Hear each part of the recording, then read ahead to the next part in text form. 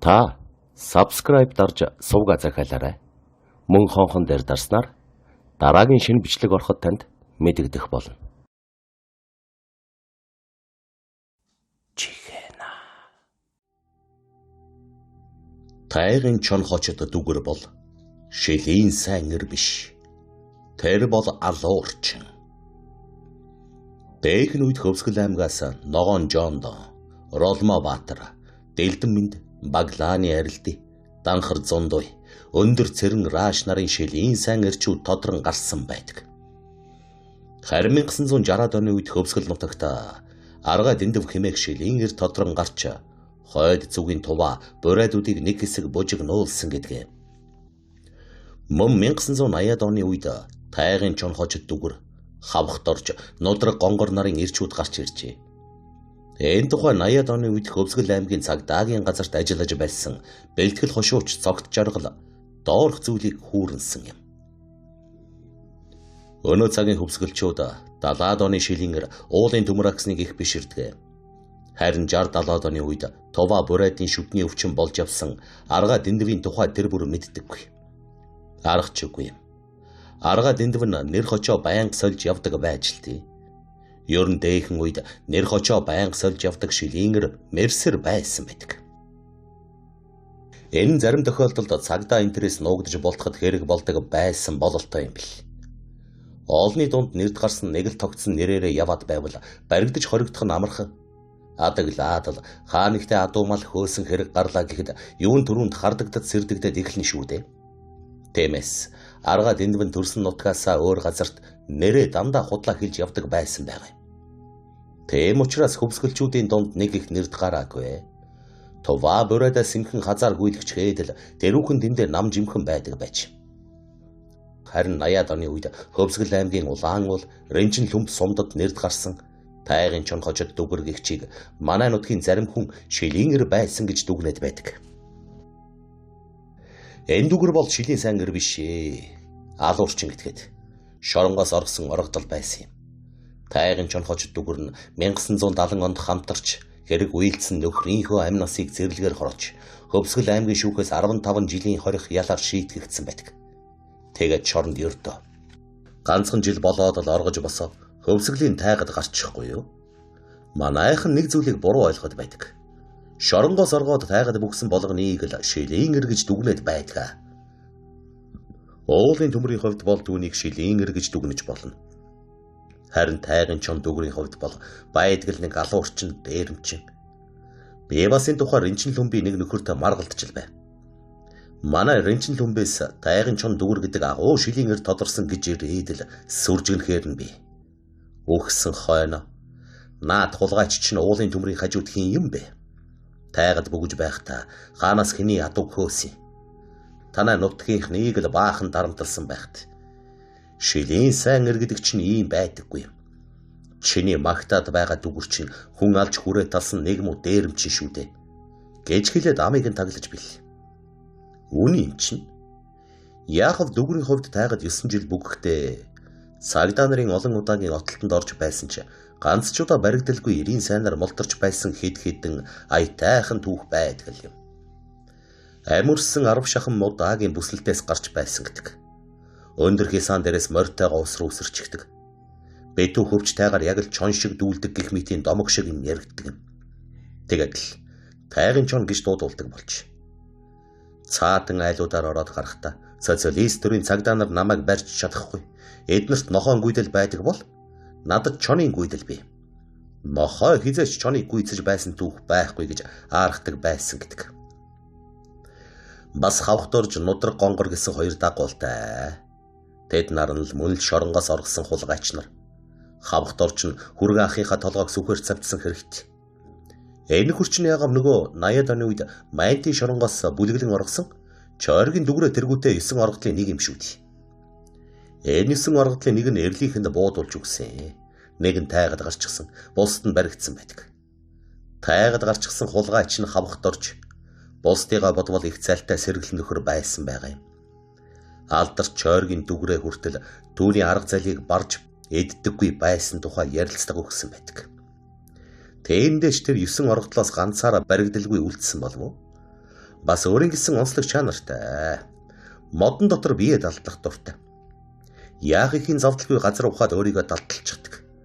Тэрч байтугай хүү нэгдлийн үеийнхэн шиг түүхийн мах идчихдэг байсан байх. Бас худах шидэхтэй гарамгай. Тиймээс хөвсгөлийн цагдаа нар түүн рүү ойртож чаддаггүй байсан гэдэг юм. Намайг баривчлах гэсэн хэнийг би шууд алж орхино гэж аарахдаг байсан чи энгийн номхон цаатан иргэдэд бол ямар ч аюул учруулахгүй.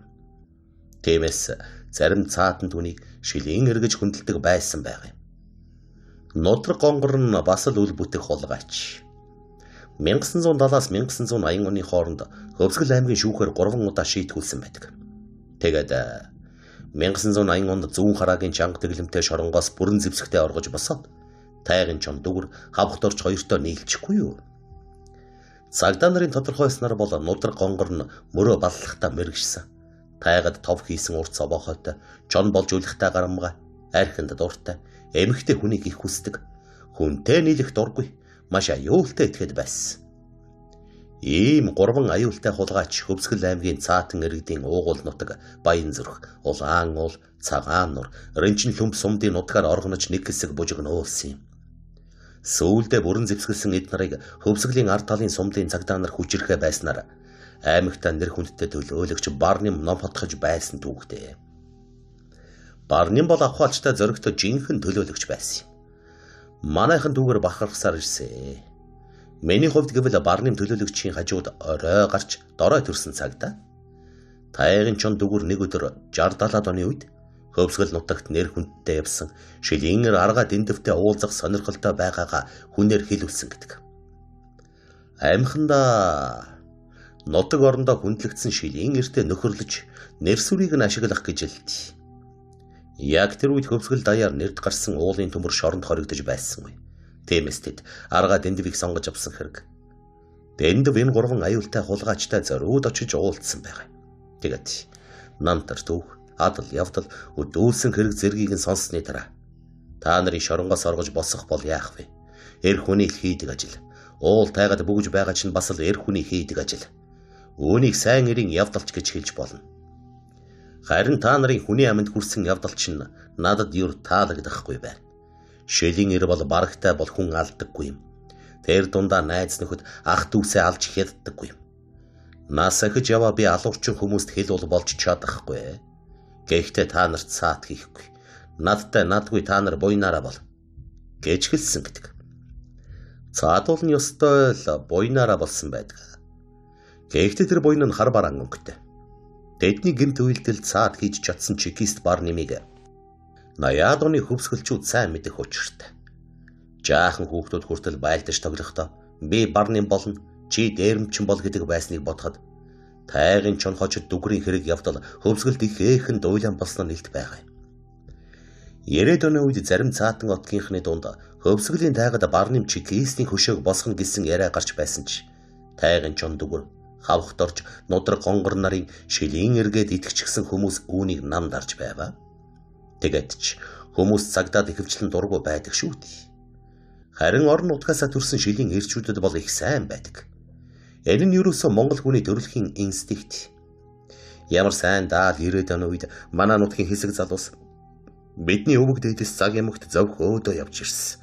Харин зах зээлийн энэ үед бидний амьдрал хэцүү. Юуны өмнө манай нутагт шилийн сайнгэр хурдан морь хоёр хэрэгтэй байна. Их тогсынхоо голд загдын хурдан алагмөр уулын төмөр хоёрын толгойг авчирч гонголон тахи гэсэн уриалга гаргаж байлаа. Тэр үеийн залуучууд шилийн сайнгэр гэчийг бас ч тэгж хүндэлдэг байж. Одооны залуучууд бол хэрэг алга. Хэний хүчинд хэн болсноо ч мэдэхгүй. Нутаг нугасаа төрсэн шилийн эрчүүдийг хүндэлж бишрэхэ байг гэхэд эцэг эхийгээ хүндлэх хэрэгтэй штэ. Чекист Барним тайгын чон дүгүр нарын адал явдлын тухай манай нутгийн нэг зохиолч кино хийх юм яриад байсан. Гэвч 10 жил бол сураг алга. Гэхдээ яах вэ? Хөвсгөлчүүд бид бусад аймгийнхныг бодвол уулын төмөр гэдэг кинотой шүү. Тайгын чон хожид дүгүрч гэсэн кино болчоор адал явдалтай хүн. Чекист Барним түүнийг хоёр хамсаатныхын хамт баривчлахын тулд маш нарийн төлөвлөгөө боловсруулж байв. Тэгэхдээ цагдаа хувцс өмсөд ташаанда бууд сууж сүрчгэлсэнгүй. Ердөө жирийн нэг адуучны дүрт хобирсан. Тэгэд Цаатан утгуудаар бууж мордож явахдаа дүгүр нарын оргондог газар дэдэнтэй ямар хүмүүс холбоотой байдгийг тандад судалсан байх юм. Дээрч байтугаар энчин лүм сумын дүүрэн нуур, цахир бом зэрэг газарт нутаглаж байсан айлуудаар бууж мордож явахдаа тайгын чон дүгрийн барааг олж харсан байдаг. Тэр үед дүгүр цагдаа нараар өөрийгөө уучлуулах талын арга сэдэж, ухаандаа хил давж алдагдсан малын хулгайг илрүүлэхэд цагдаа нартай хамтарч ажиллах Туваагийн зарим нэг зартай хулгайчийг тэдэнд барьж өгөх зэрэг тусдын болох хүсэлт тавьж байсан гэдэг юм аа. Амхандаа хөрхий хаяага хадардаггүй гэх шилийн эрийн зарчмаар явах гэж хэлдэг. Чекист Барним яг үүн дээр нь дөрөөлсөн байдаг.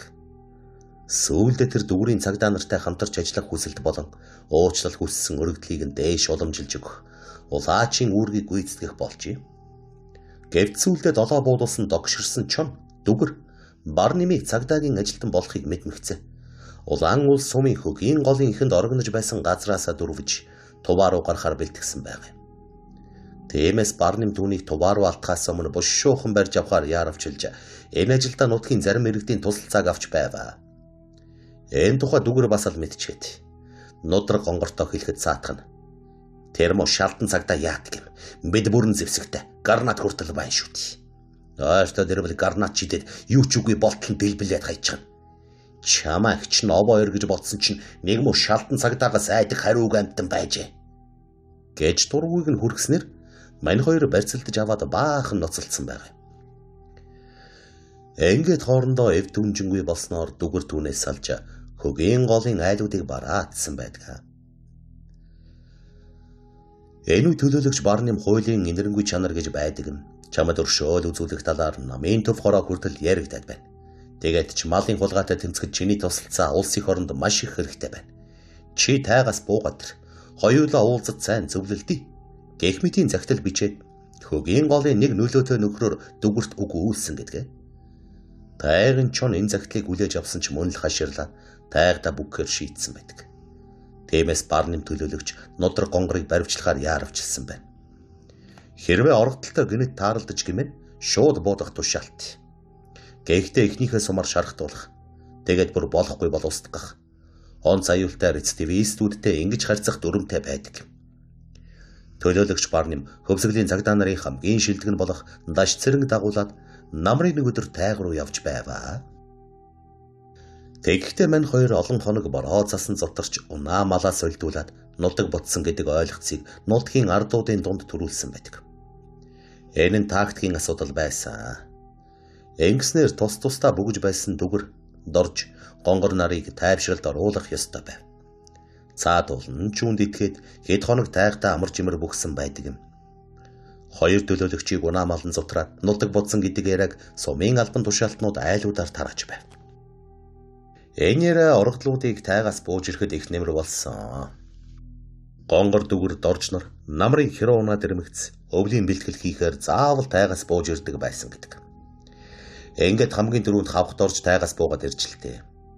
Хэд хоногийн турш орсон хүйтэн бороо тадарсны дараа түүнийг хөгийн голын айлуудаар орохоор өндөр цагаамаар унаад тайгаас бууж ирж байхыг Барним даш цэрэг хоёр алсаас харсан байдаг. Тэгээд шүн болмогц юуны өмнө хавхт оржийг явгалахаар шийдэж морийг нуучихч. Хоноглож байгаа айлыг нэгэнд мэдсэн болохоор хоёр төлөөлөгч сэмхэн гитэж явсаар дотроосоо дүгжээтэй гэрийн хаалганы замаг нь дүгжээг мэрэгжлийнхээ дагуу ядах юмгүй мултлаад дотогшоо ороход хавхт орж аль хэдийн харавчсан бололтой буугаавч хутгаа бүсэндээ хавчуулаад хөхүүртэй аригны ард ороод нуугчихсан байгаамаа. Хоёр төлөөлөгч үнийг мэдсэнгүй. Харанхуйд мөлхөж очоод гэрийн хомирт унтаж байсан хүнийг дараад авч. Энэ хооронд залтай сэргэлэн хавхт орж гараад зогсчихсан байх.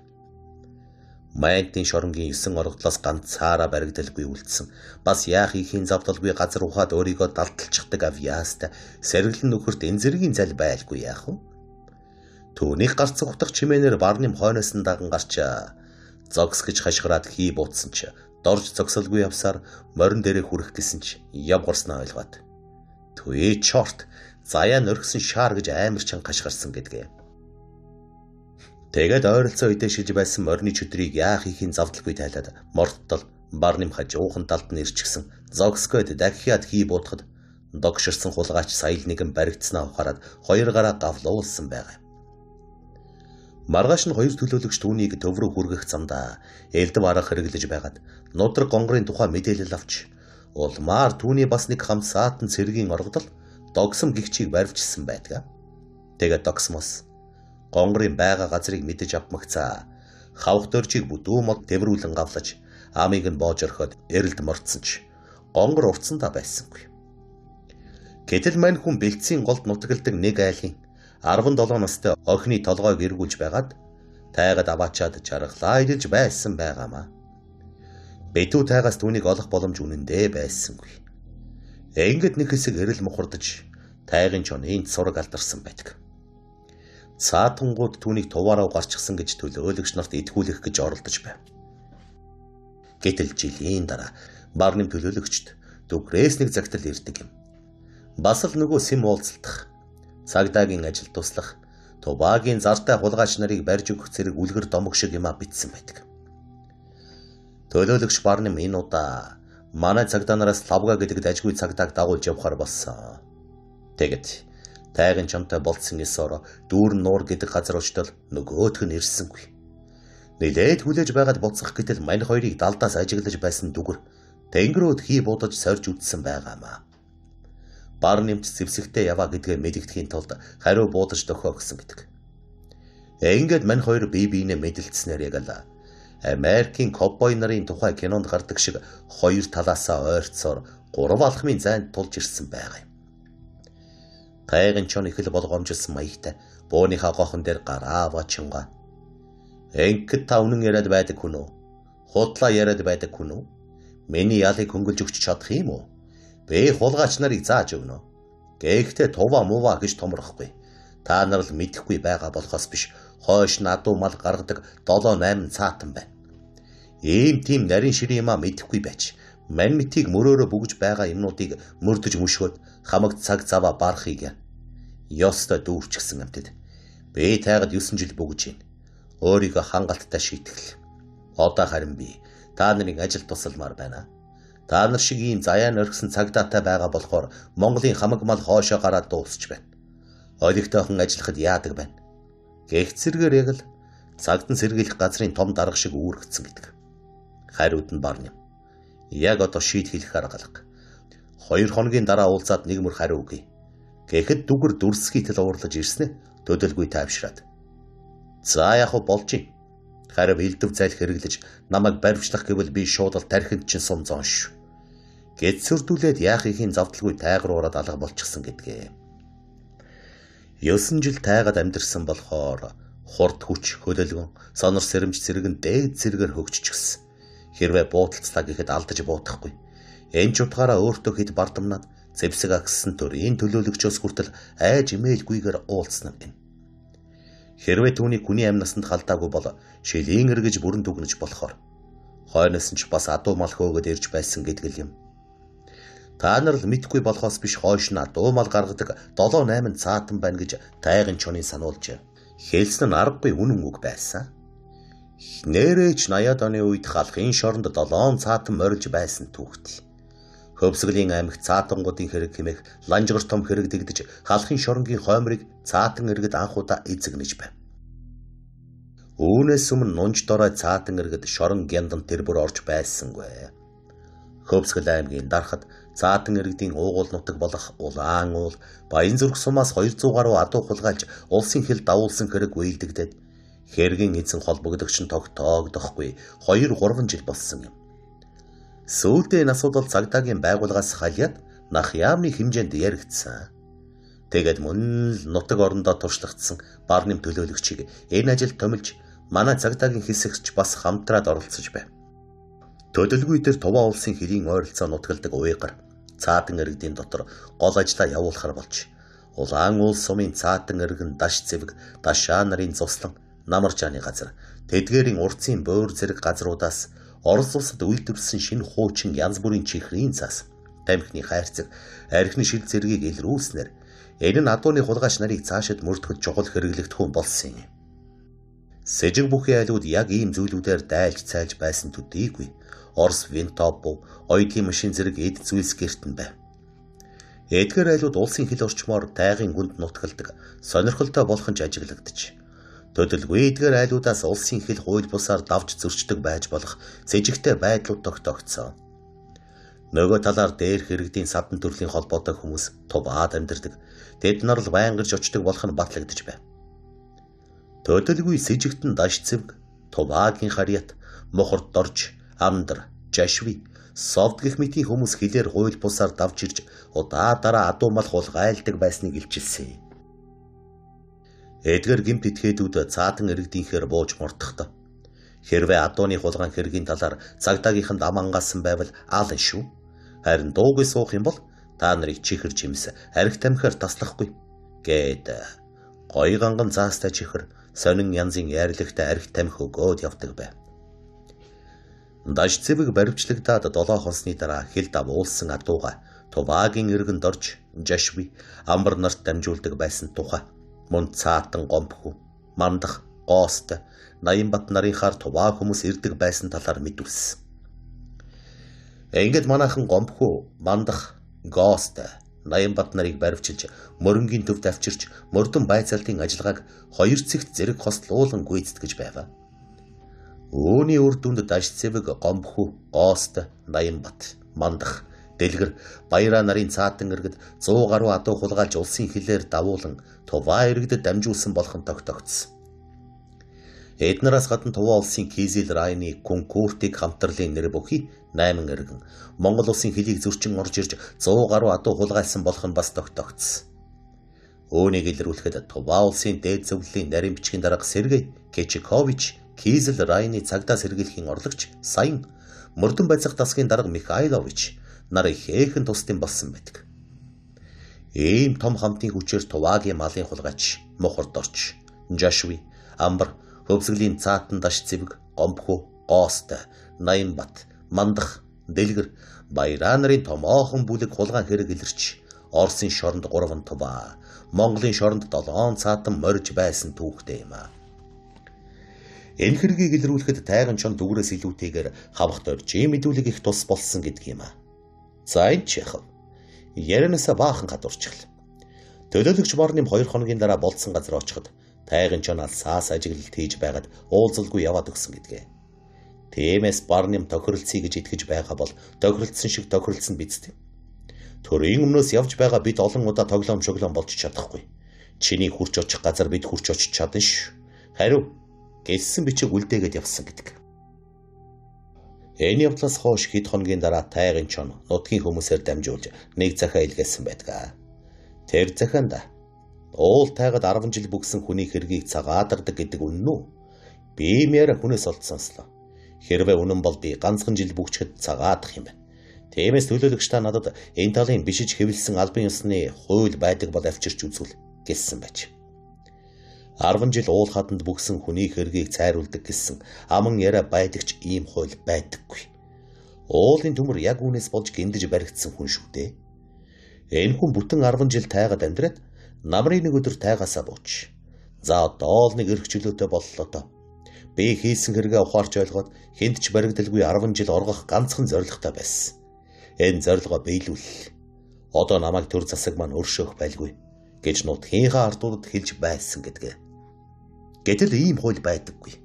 Мань хүн гинтчихсэн. Дахиад чоронгийн хаалга татсан.